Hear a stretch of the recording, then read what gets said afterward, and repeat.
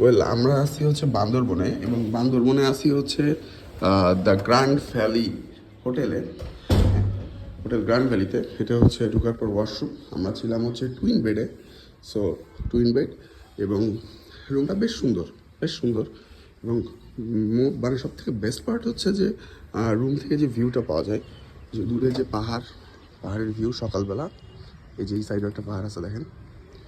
So আমরা আছি হচ্ছে হোটেলের 3 তলায়, এবং 3 তলা থেকে সারা রাত আমরা যে একটা ঠান্ডা ওয়েদার পাইছি, প্লাস হচ্ছে পাহাড়ের যে কি সুন্দর ভিউ দেখেন। সো ওয়াশরুমটা বেশ ভালো ছিল। আমি তো অলওয়েজ হোটেলে আসলে ওয়াশরুমটা প্রেফার করি বেশি, কারণ ওয়াশরুম যদি ভালো না থাকে তাহলে আসলে রুমে আসলে আমি সেই পরিমাণ মজাটা পাই না।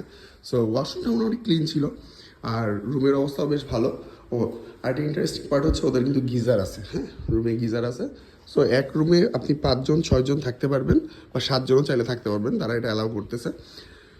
এই তো, চাইলে হচ্ছে হোটেল গ্র্যান্ড ভ্যালিতে আপনারা নাইট স্টে করতে পারেন। Thank you.